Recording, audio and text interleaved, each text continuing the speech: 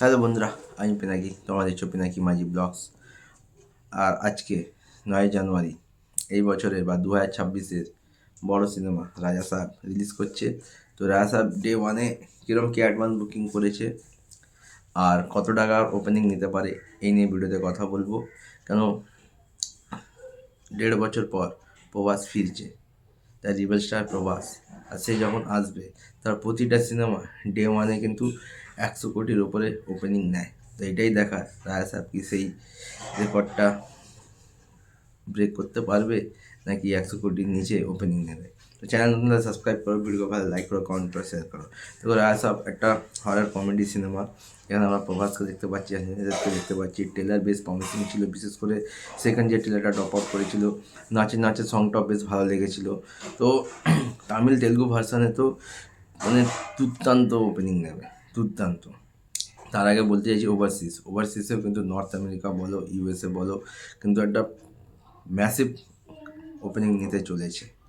India যদি কথায় আসি, তাহলে তেলুগু 2Dতে এখনও অবধি প্রায় 5 লাখের কাছাকাছি টিকিট সোল্ড আউট হয়ে গেছে। আর হিন্দি 2Dতে প্রায় 50,000-এর ওপর টিকিট সোল্ড আউট হয়ে গেছে। যদি তেলুগু 2Dর কথায় আসি তাহলে 6,000-এর ওপরে শো, আর হিন্দি 2Dর কথায় আসি তাহলে 8,697টা শো, মানে ধুরন্ধর চলা সত্ত্বেও প্রায় 9,000-এর কাছাকাছি শো রাজা সাহেব পেয়েছে। আর যদি বলি এখনও অবধি কত কি অ্যাডভান্স বুকিং করেছে, তো অল ল্যাঙ্গুয়েজ মিলিয়ে এখনও অবধি রাজা সাহেব প্রায় 16 কোটির কাছাকাছি অ্যাডভান্স বুকিং করে নিয়েছে। মানে 16 কোটি অ্যাডভান্স বুকিং যদি ডবল করি 32, তো অলমোস্ট 40 কোটির ওপরে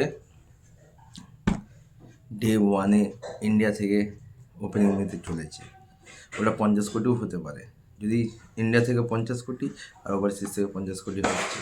মানে আবার রায়া সাহেব প্রবাসে 8টা সিনেমা 100 কোটির ওপরে ডে 1-এ ওপেনিং নেবে। এখন যদি সিনেমা ভালো হয়, কন্টেন্ট যদি ভালো হয়, তাহলে অবশ্যই সিনেমাটা লম্বা রেসের ঘোরা হবে। আর প্রভাস আফটার কালকি ফিরছে, তো দেখার সে কীরকম ছাপ ফেলতে পারে এই হরার কমেডি সিনেমাতে। আমার তো ভিডিও এটুকুই। তোমরা কতটা এক্সাইটেড সিনেমা নিয়ে আমাকে কমেন্ট করে জানাতে পারো। দেখা হচ্ছে নতুন ভিডিও।